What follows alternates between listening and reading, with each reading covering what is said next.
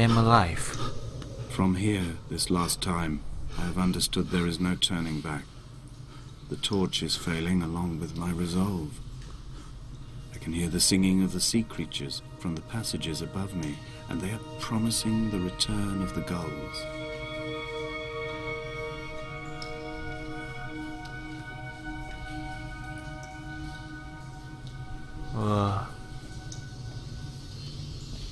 Candles.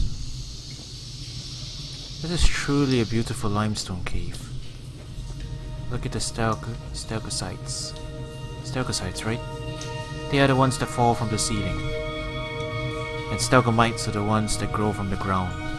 Don't quote me on that, I may be completely wrong, I am just rambling.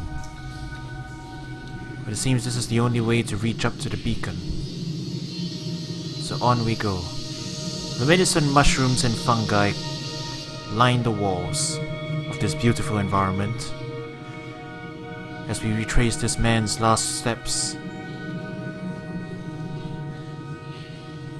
A side path.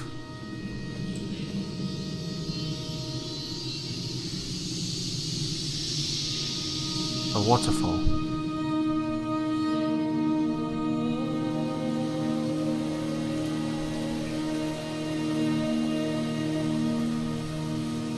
I do not think I will jump down. There is another path visible to me. I shall take that instead.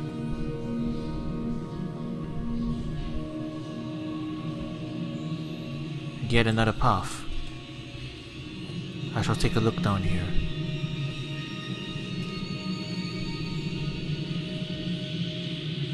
I know my speaking pattern's completely changed, but I guess that's just how I feel about this whole thing. I tend to start talking like that. What do we have here?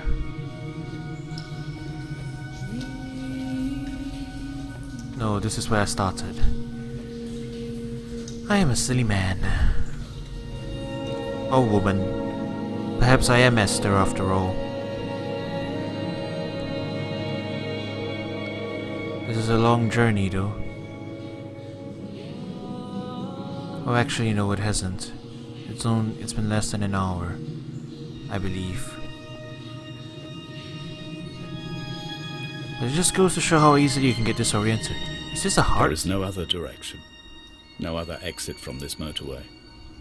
Speeding past this junction, I saw you waiting at the roadside, a one last drink in your trembled hands.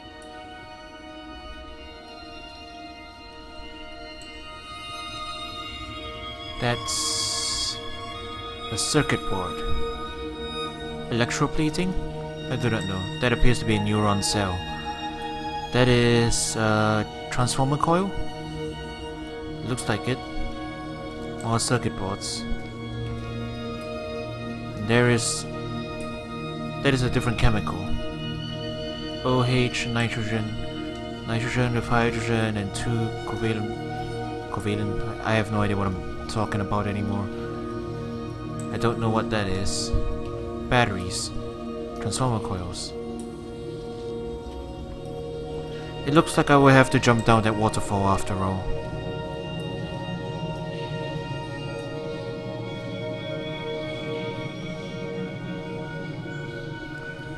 There is water at the bottom, it will cushion my fall. Or so the logic goes.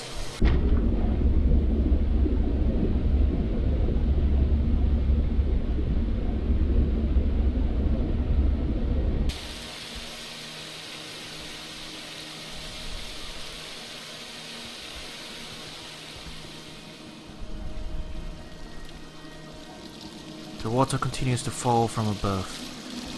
I am lost in a labyrinth of rock. I am within the bowels of the island itself. Water flows down through a path which I cannot see. I follow the water up to its source, for water flows downhill, and uphill is where I wish to go. Using that as a guide, I shall reach the summit, and I will uncover the mystery. There appears to be another pool of water. This is where I came out from, over there to the left. I walk along the side of this narrow path, trying not to slip back in, for if I do, I will have to make the ascent once more. I make it safely to the other side to enter into this candlelit cave, showing signs of progress. I wait for the man's voice to return, telling me more about his story. I'm sorry, I'm not actually trying to imitate him or whatever. It's just I tend to do this, that's all. I'm gonna duck here. These caves are narrow. What if one day we meet an end where we cannot walk through? We shall be trapped here for all eternity. For the entrance to this cave is one which is a point of no return. It is too high to enter, too high to exit. In my final dream, I sat at peace with Jakobsen and watched the moon over the Sandford Junction. Goats grazed on the hard shoulder, the world gone to weed and redemption. He showed me his fever scars, and I mine. Between each shoulder, the nascency of flight. So is this where he died? Both of them, I mean. There are crystal formations on the rock. Hard diamonds of some sort. It is illuminated for some reason.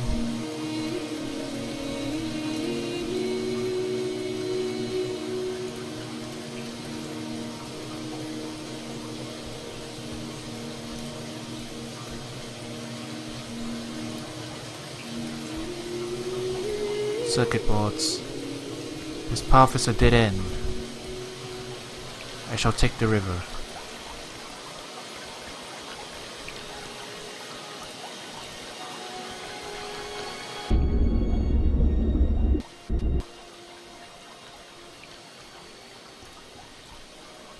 I am already wet, so I might as well.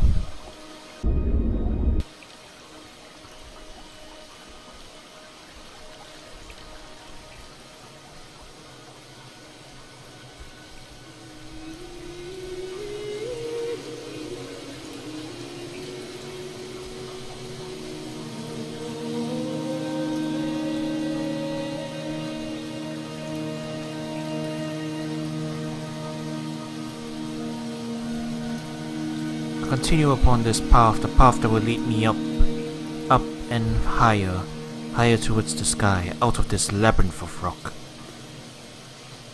Where perhaps I will see the blinking red light once more.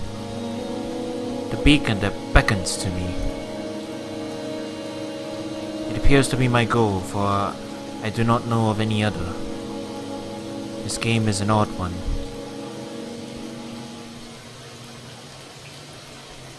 These paths are narrow, but I have no fear of falling.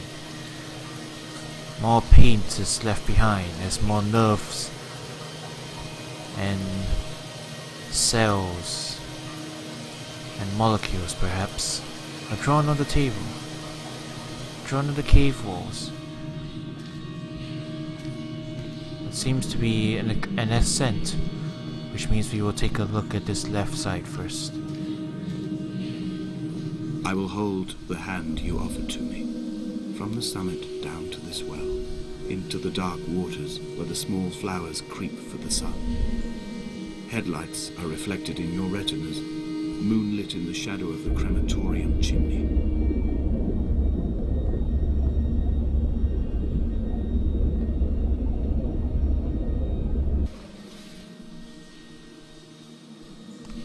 Well, we.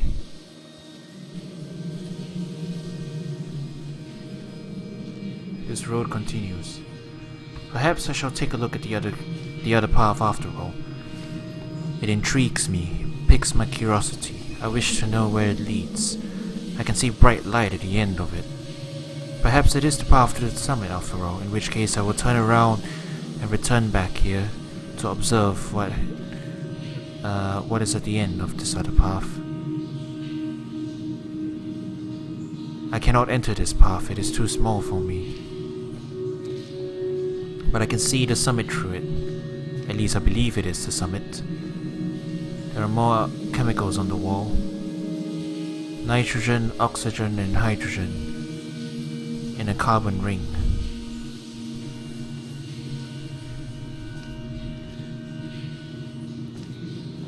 The first words we have seen all day. Damascus is taken.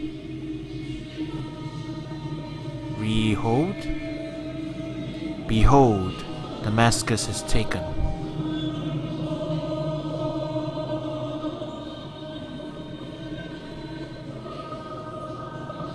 Nerves and chemicals blend together into one. Circuit boards race along the side of the caverns. The music rises to a sickening pitch. Perhaps a lesser man would be disturbed. Away from being a city? I do not know. And it shall be a ruinous heap. I do not know what you speak of. There are vines, or perhaps the roots of plants, penetrating the top of the cavern. We are near the summit. We are very near the surface.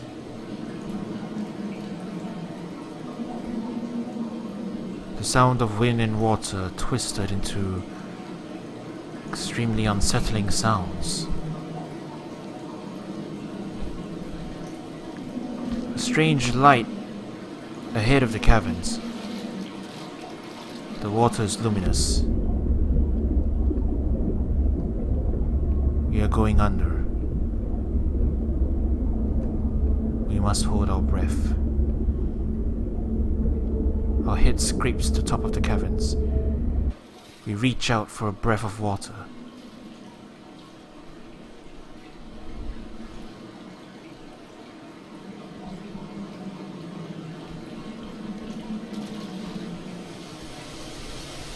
Alas, I have not yet seen the surface. Yet another thin path leads to a dead end, where you must take another plunge, it seems.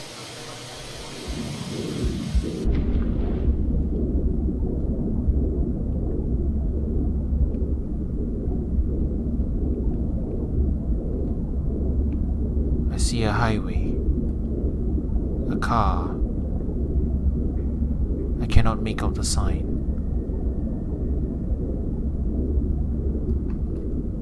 I'm a little confused.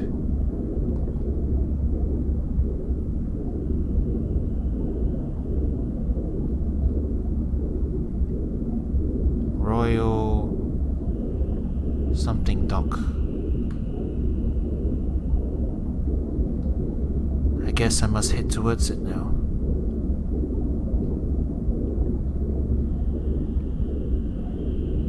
The car is long abandoned. Sand coats the bottom of the road.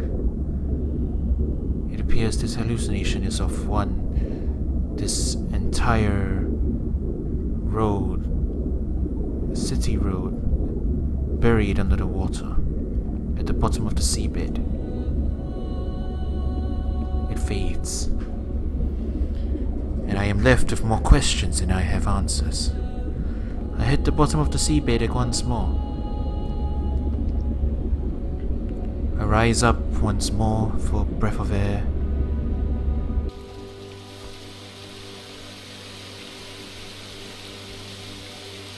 A path has been laid out in front of me.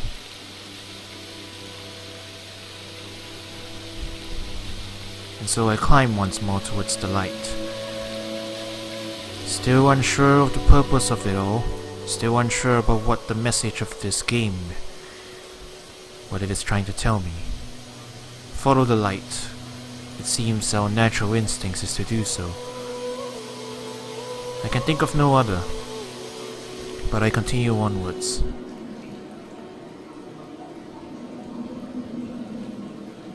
The cave appears to warp. There is a double image. I have reached the fourth and final chapter. At least there were only 4 chapters on the menu, so this must be it. I believe so.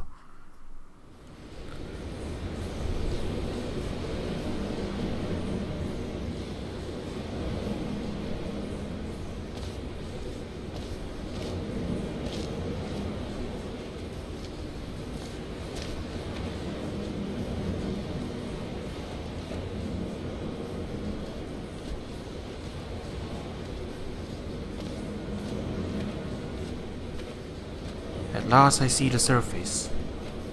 I have emerged from the depths of the labyrinth of rock out into the open fresh air. I see the moon ahead of me.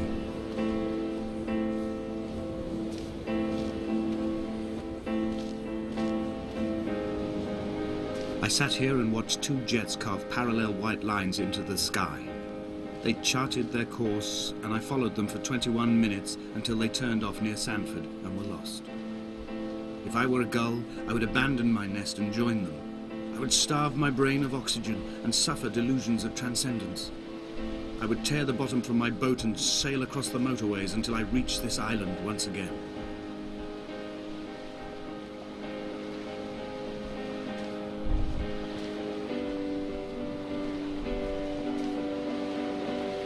I see the beacon. There are circuit boards, circuit lines. I am slipping into the water because I am not watching where I am going. The moon seems oddly flat when I turn. There is a candle here. I see many white lines etched into the cliff. Contrasting signs, perhaps. A beacon that demands rescue, and white lines that warn to stay away.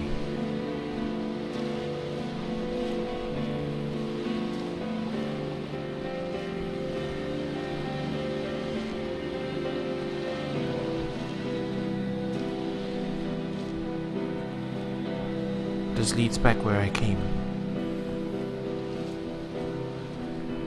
Follow the candles. Seems simple enough. In the dark, well, not quite dark. In the dimmer moonlight, the candles placed around the area are more visible than ever. They are scattered across the beach, up on the cliff. Little beacons of light. We shall begin to assemble our own version of the North Shore. We will scrawl in dead languages and electrical diagrams and hide them away for future theologians to muse and mumble over. We will send a letter to Esther Donnelly and demand her answer. We will mix the paint with ashes and tarmac and the glow from our infections. We will paint a moon over the Sanford Junction and blue lights falling like stars along the hard shoulder. Donnelly, Esther Donnelly. So perhaps that is one mystery solved.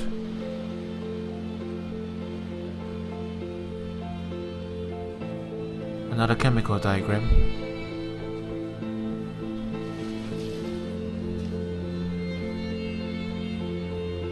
What is that?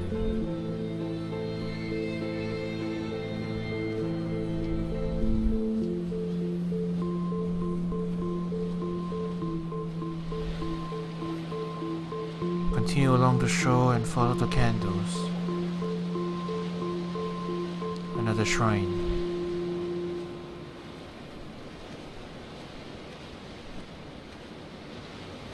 Perhaps I will find an answer here. A shrine to his car. If all these candles are lit, then he could not have been here for very long. If I am Esther Donnelly, writer... There were chemical stains on the tarmac, the leak of air conditioning, brake fluid and petrol. He kept sniffing at his fingers as he sat by the roadside, waiting as if he couldn't quite understand or recognize their smell. He said he'd been travelling back from a sales conference in Exeter. He'd stopped for farewell drinks earlier, but had kept a careful eye on his intake. You could hear the sirens above the idling traffic. It's going back to the car crash theory. The other man was a drunk driver. Or perhaps he is talking about himself. Maybe he was the drunk driver. who killed his wife.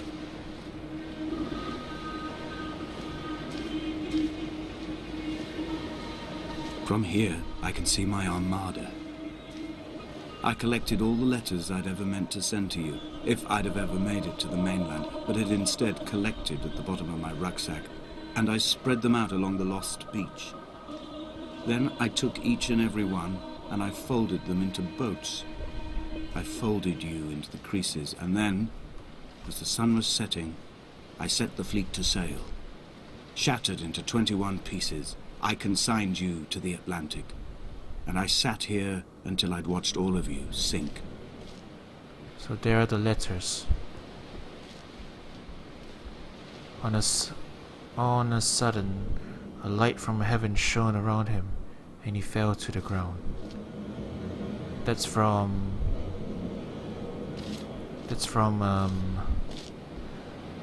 the angel when he appeared to Joshua. It seems like a proper structure.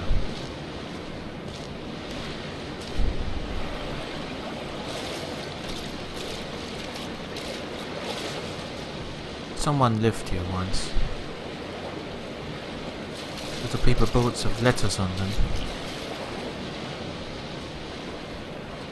It is time for us to climb this hill. And it leads straight to the blinking red light we have been approaching all day. It is time.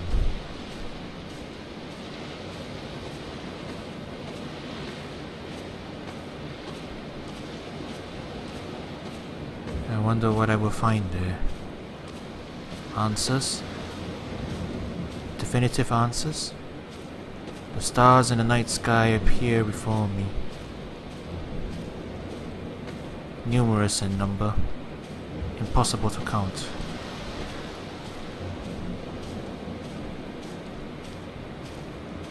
The clouds gather. When Paul keeled over dead on the road to Damascus, they resuscitated him by hitting him in the chest with stones gathered by the roadside. He was lifeless for 21 minutes, certainly long enough for the oxygen levels in his brain to have decreased and caused hallucinations and delusions of transcendence. I'm running out of painkillers, and the moon has become almost unbearably bright. The man is dying of infections. Infections of what kind, I am unsure. But he is determined to reach the top of this cliff and leave a beacon. For what purpose, I do not know. After all, if he is dying, he cannot possibly be expecting rescue. He would be long dead before any would come. Perhaps a warning, a story. I've begun my voyage in a paper boat without a bottom. I will fly to the moon in it. I've been folded along a crease in time, a weakness in the sheet of life. Now you've settled on the opposite side of the paper to me. I can see your traces in the ink that soaks through the fiber, the pulped vegetation. When we become waterlogged and the cage disintegrates, we will intermingle. When this paper aeroplane leaves the cliff edge and carves parallel vapor trails in the dark, we will come together.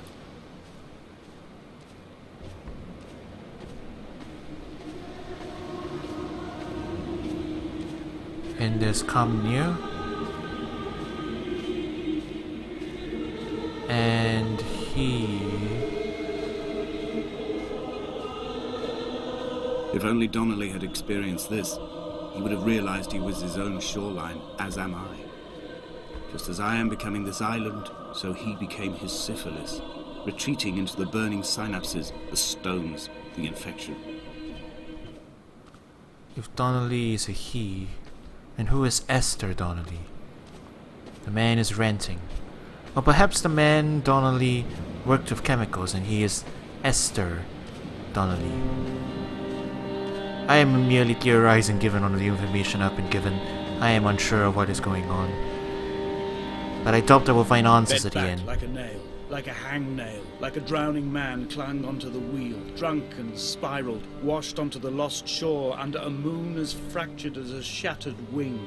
We cleave, we are flight and suspended, these wretched painkillers, this form inconstant. I will take flight, I will take flight. The man is incoherent. He speaks of taking flight. I believe he leapt from the tower.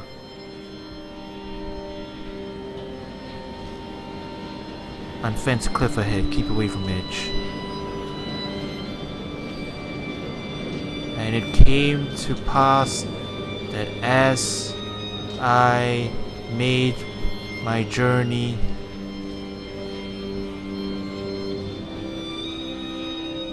I cannot read at this steep angle.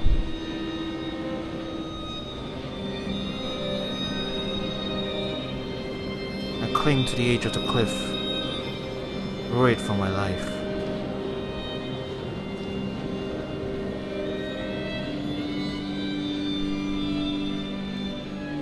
I am reaching this beacon. The ocean stretches far as the eye can see. I have dredged these waters for the bones of the hermit, for the traces of Donnelly, for any sign of Jakobsen's flock, for the empty bottle that would incriminate him. I have scoured this stretch of motorway 21 times, attempting to recreate his trajectory, the point when his heart stopped dead and all he saw was the moon over the Sanford Junction. He was not drunk, Esther. He was not drunk at all, and it was not his fault. It was the converging lines that doomed him. This is not a recorded natural condition. The gulls do not fly so low over the motorway and cause him to swerve. The paint scored away from his car in lines like an infection, making directly for the heart. I have a feeling this island is entirely a metaphor for something. Perhaps.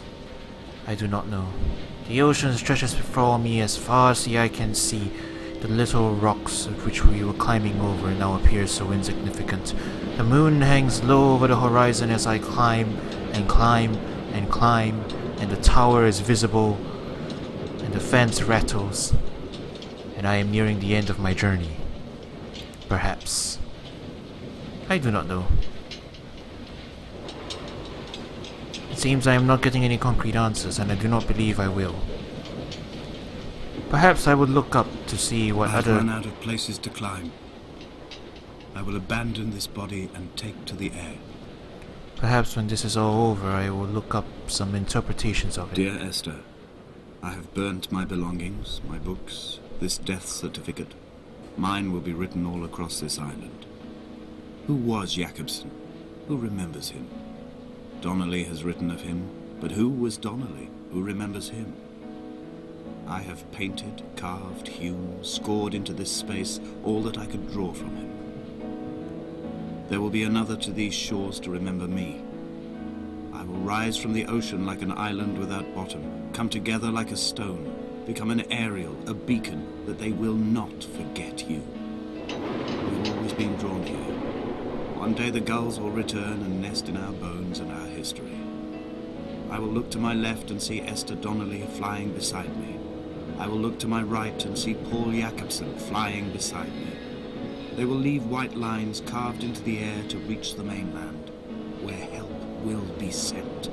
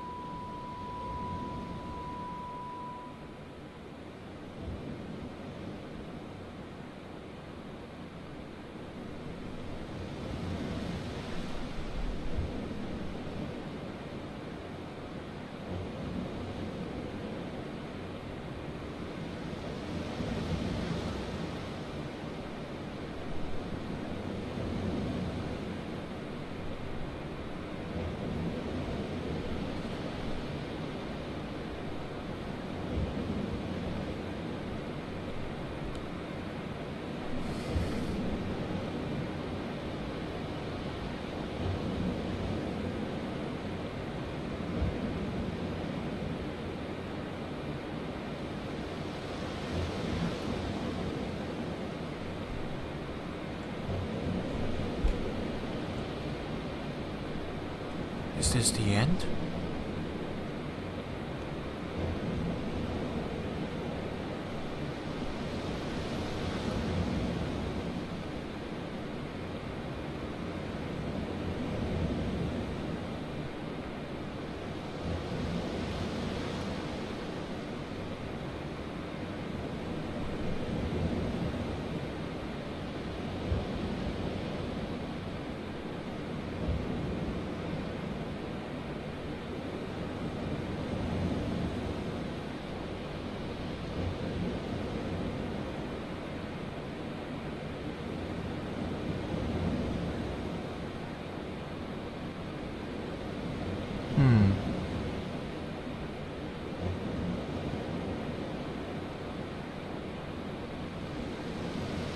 I believe that is the end.